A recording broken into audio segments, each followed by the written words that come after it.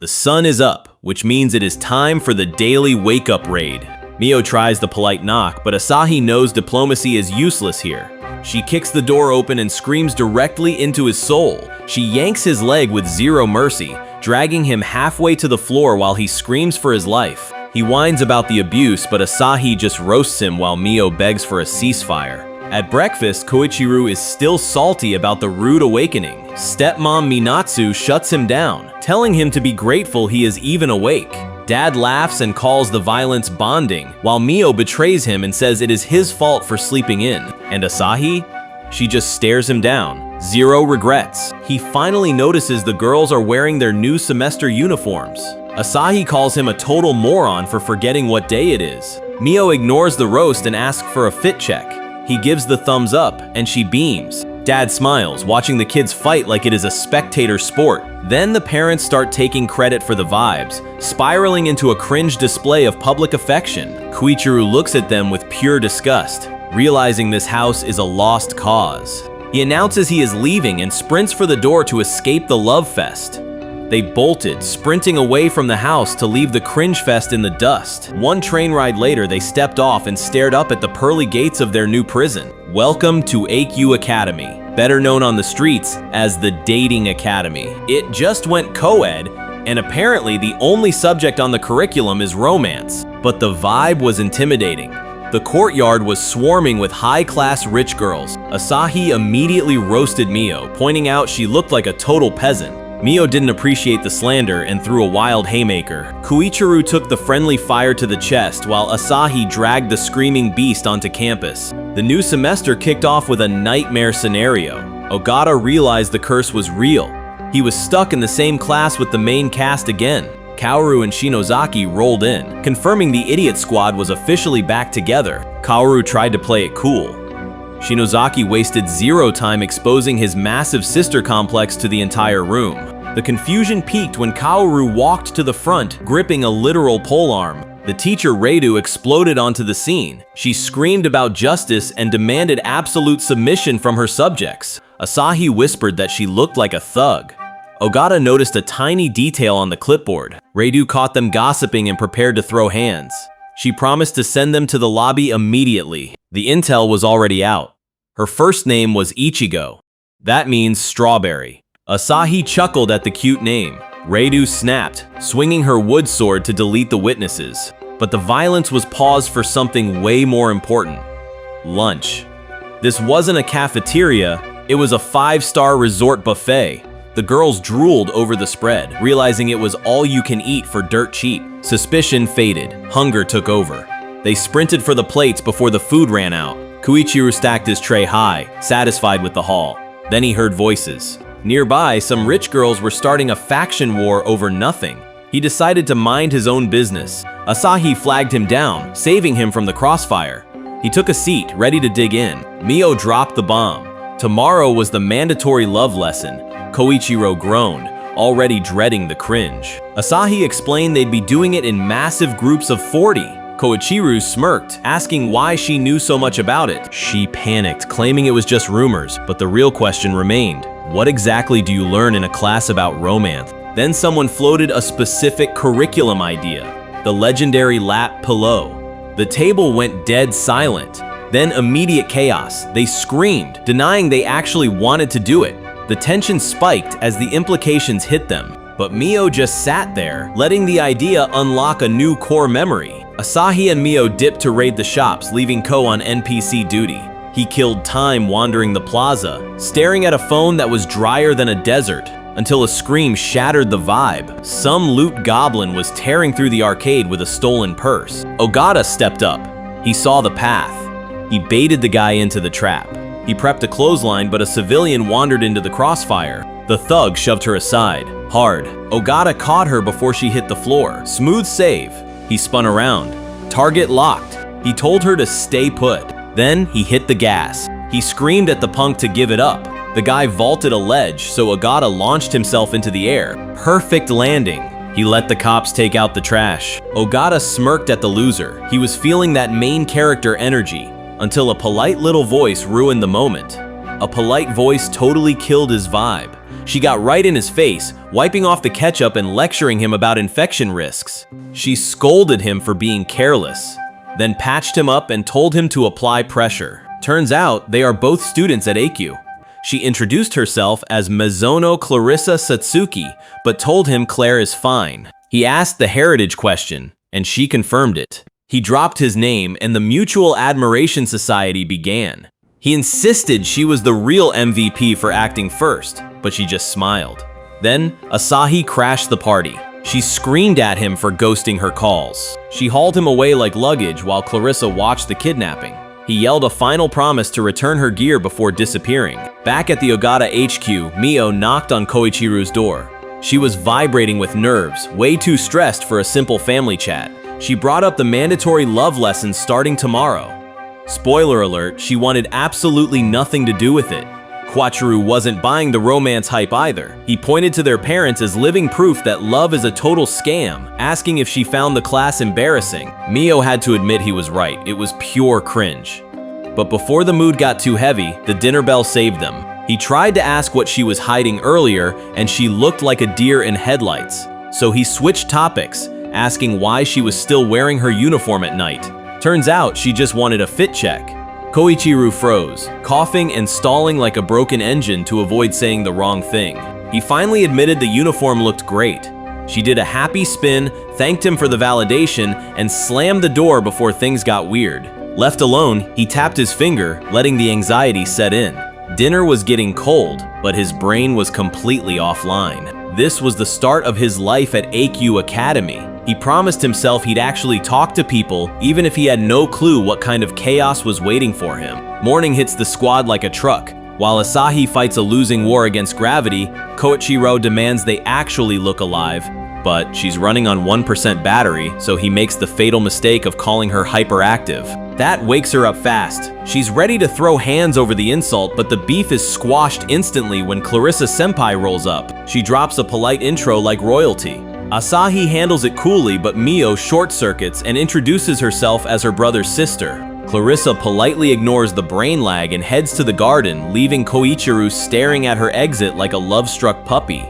He calls her a living oil painting, and Mio vows to reach that level of class. But then, Asahi tries to join the high society club. Kouichirou shuts that dream down, telling her it's physically impossible. She spins around to end his bloodline, but the school bell saves his life. Ichigo grabs the chalk and announces Love Lesson 1. She screams that finding a partner is mandatory for survival, and threatens to delete anyone who slacks off. Tsukasa reboots her system with a tactical forehead flick. Ichigo wakes up choosing violence. Tsukasa introduces herself as the Guardian. The class is mesmerized, until Ogata points out he is actually a dude. Tsukasa scolds Ichigo for leaking the spoilers. While Ichigo screams for everyone to find a partner right now, Ogata turns to meet his destiny, and realizes he is stuck with Tagaya Marino, the girl he beefed with yesterday. She immediately roasts him for his eavesdropping hobby. He tries to defend his honor, but she calls him a jerk. They get right in each other's faces, and the debate dissolves into a petty screaming match. Ichigo has zero patience for this comedy routine. She exiles them both to the hallway. Now it is just them, and the awkward silence. The silence gets louder by the second. Ogata tries to break the ice, but she reacts like he just pulled a knife. He wonders if he can salvage this train wreck. He steps up to apologize. She demands to know his angle. He panics and forces a smile that looks totally creepy. She takes that as a threat and sprints away screaming for her life. Ichigo yells for order. Marino decides to hit the brakes. She trips him and smashes him into the wall. Ogata checks for broken bones, while she certifies him as the absolute worst. The cafeteria was absolutely packed for the lunch rush. Kouichirou face-planted, completely drained from the morning's beatdown. He told Mio he just needed some calories to respawn. Marino spotted some space and called her squad over. She sat down, then instantly regretted her life choices. She groaned about getting stuck next to this jerk. He fired back that the feeling was mutual. She just huffed and gave him the cold shoulder. Suddenly, a classmate warned Marino to quit acting sus. Ogata peeked in, trying to figure out the scam. She stared down at the open bento box.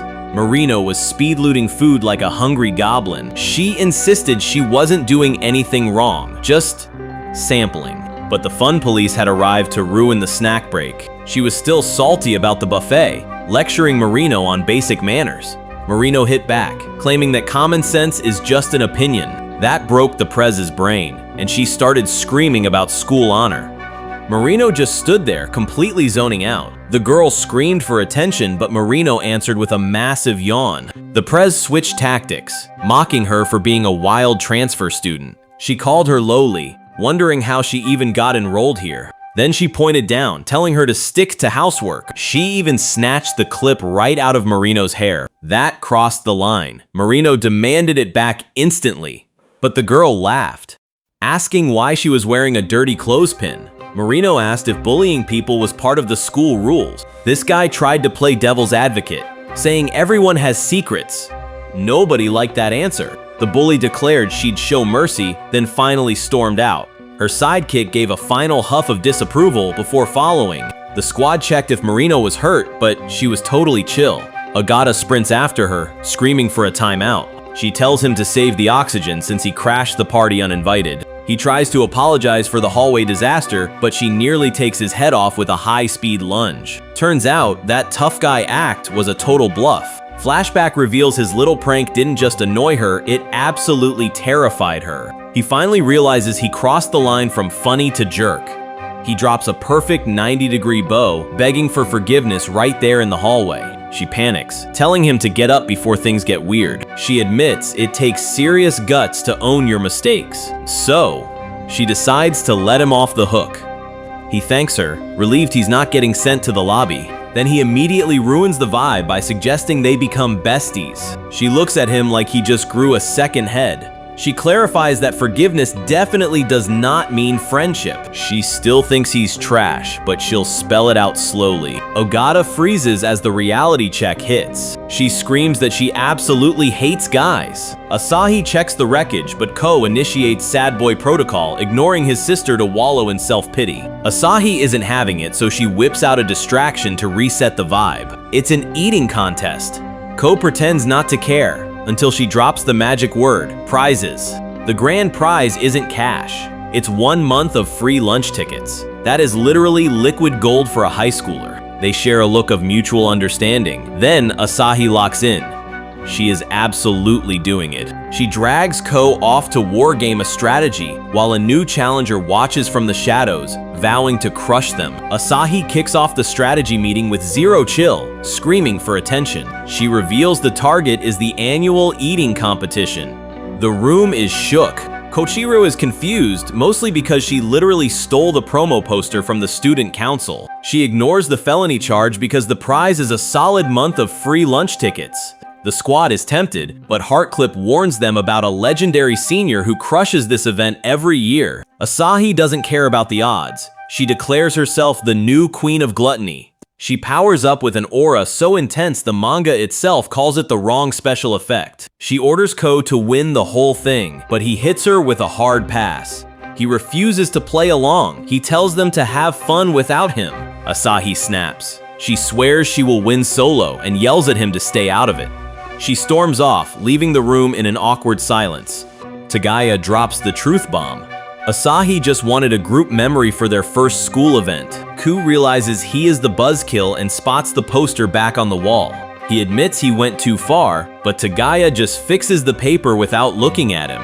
He tries to smooth things over by asking if she is competing, but she gives him the silent treatment. Ku weighs his dignity against the free food and decides to sell out. He calls out to Tagaya and she completely short-circuits. She stutters and calls him a barbarian. She is absolutely furious he is entering. She calls him a total creep under her breath. Then Claire arrives. Ko instantly switches his personality to gentleman mode. Claire offers her full support, which drives Tagaya insane with jealousy. She says his two-faced attitude makes her want to physically puke, he yells back. She flees the scene, screaming that the barbarian has finally gone mad. The annual eating contest is here, but Asahi is still salty about their earlier beef. The host announces a seat lottery, and things get awkward fast. The lottery gods decide to be cruel and give them the worst seats possible. Kouichirou is sweating bullets before they even read the rules. The weapon of choice is deep-fried prawn on rice. They have 1 hour to clear the most bowls. The reigning champ, Shichiri Yuma, is in the building, and Kouichirou is picturing some kind of hulking kaiju. Tensions are high as Asahi aggressively shushes the squad. The countdown drops. Ready, set, go! The pressure hits instantly, causing a fumble right out of the gate. Asahi is an absolute machine, screaming for seconds immediately. Kouichirou tries to warn her about pacing, but she practically bites his head off. She is determined to win, and even the background characters are getting hyped. 15 minutes left, and the grease is taking its toll. People are dropping like flies. Asahi looks like she is about to hurl, but when a heckler tells her to quit, she tells him to shove it. She swears she does not need help. Kouichirou tries to step in, but she shuts him down cold and tosses the distraction aside. Kouichirou is not having it. He reassures the team and promises to handle the heavy lifting himself. A side bet is placed. If he loses, there is hell to pay. He accepts the terms just as the announcer screams 5 minutes remaining. It all comes down to 2. Kouichirou versus the queen herself, Shichiri Yuma. He takes one look and realizes he actually knows this girl. He tries to chat her up and acknowledge her skill, but she is too busy inhaling rice to reply. 2 minutes left. It is a sprint to the final bite. The judges tally the stacks. 9 1/3 bowls. Shichiri Yuma takes the crown for the 3rd year in a row. Kouichirou offers a handshake to respect the hustle, but Yuma is not done. She asks for seconds immediately. The man realizes he never stood a chance against a black hole stomach. The event wraps up. Kouichirou is fighting for his life, while Asahi isn't even sweating. She cheerfully suggests they run it back next year, and he reacts like she just threatened to game end him. Then she shakes him down for ice cream, proving her dessert stomach is a scientific anomaly. Alan kicked off the lesson with a curveball. He slapped the word cooking on the blackboard and ordered the class to bake him a cake immediately. The boys started sweating bullets over their lack of skills, but Alan claimed the struggle would help them bond through shared trauma. He tried to wrap it up, but Kouichirou raised a hand. He asked the million-dollar question, why does it have to be cake? Alan froze. So a classmate answered for him. Apparently, Ichigo just really likes sweets. The whole class started cooing over the sudden cuteness. That snapped the teacher's patience. He whipped out a massive staff and screamed at them to shut up and find a partner right now. Kouichirou tried to camp out near the cooking room, praying for a miracle. No luck. Mio cornered him instantly and dropped the bomb. She wanted him as her partner. He tried to refuse immediately. Siblings doing a love lesson, that is social self-delete. Mio knew the risks, but she stood her ground. Her logic was bulletproof. Doing this cringe fest with a stranger would be infinitely worse. Kouichirou realized he was trapped and sighed. He accepted his fate and gave the green light. Mio beamed, happy to secure her safety net. They started prepping the flour, even though Kouichirou still felt like a massive creep. Kouichirou read the simple instructions, but Mio stared at the cookbook like it was written in ancient alien runes. She shoved him aside to assert dominance, then immediately asked if the white bag was actually flour. She squeezed the package with zero chill and absolutely blasted Kouichirou with a cloud of white powder. He screamed at her to close it, tried to save the food, and slipped, launching a tray of lunch into the stratosphere. The chaos froze when she leaned in to clean him up, instantly switching the vibe from slapstick comedy to high-stakes romance. The clumsiness curse followed them to school. Mio shrieked, Claire flinched, and gravity claimed another victim. It drenched a guy who stood there in silent rage, looking ready to delete them from the server. Alan shut the chaos down instantly, screaming for a partner swap. Kouichirou traded up, landing the class angel, Claire. While everyone else scrambled, they locked in like pros. The result was a masterpiece. The judge took the fateful bite. The flavor hit like a truck. Easy dub. They cleared the exam with flying colors. Time for the wholesome victory lap. They spent the next 30 seconds politely insisting the other person carried the team, but the good vibes died fast. Kouichirou spotted his real target. He hollered at Mio, scaring the soul right out of her body. He tried to apologize for the earlier scare, but Mio shut that down immediately. She insisted she was the only one to blame. Kouichirou was confused until he saw the reaction. She was having a full emotional meltdown right in front of him. He shouted her name to stop the spiral, but she dropped a quick sorry and noped out of there at full speed, leaving him standing alone in the empty hall, totally baffled by the sudden drama dump. The next morning, Asahi jumps him, demanding to know where Mio is. Kouichirou admits she ditched him to walk to school solo. She immediately suspects a breakup, but he explains Mio is just traumatized from that disaster in class. It got so bad she went full hermit mode yesterday, locking her door and ghosting him completely. He knows he has to do damage control. But Asahi says cheering her up is actually the easy part. Asahi demands they nail the next love lesson perfectly, just to fix Mio's mood. Kouichirou starts sweating, realizing the absolute cringe factor of this situation. He tries to explain that role-playing romance scenarios with his literal sister is a crime against nature. She reboots his brain with a tactical slap to the face. He checks for loose teeth, begging for mercy, but she instantly flips the switch, dropping a cute wink and telling her Oni-chan to lock in. The teacher drops a surprise mission on the class, calligraphy, specifically the kanji for love, but there's a catch. You have to pair up and use one brush together. The class gets nervous about the fan service setup, but Kouichirou doesn't care about reading the room. He ignores the silence and prepares to make a scene. He yells across the desks, drafting Mio and demanding she be his partner right now. She shuts him down instantly. Sorry, Oni-chan, find someone else. But he doubles down, leaning over the desk and insisting he wants her. He feels the cringe in the air but asks her what the deal is. She whispers the truth. She's clumsy, she'll ruin his grade, and honestly, doing a couple's ritual with her brother is weirding her out. He realizes he messed up. Trying to cheer her up just made him the bad guy. Kouichirou decided to nuke the awkwardness with pure volume. He gripped the snack stick like a weapon, screaming that he didn't care about the cringe. Mio tried to protest, but he was already leaning in, ready to speedrun the fan service trap. He got serious. He assured her that she wasn't a burden, she was family. They needed to stop worrying and start performing. It was time to show Ichigo-sensei what they were made of. Mio swallowed her fear and nodded. Game on. The display of sibling love was apparently convincing enough.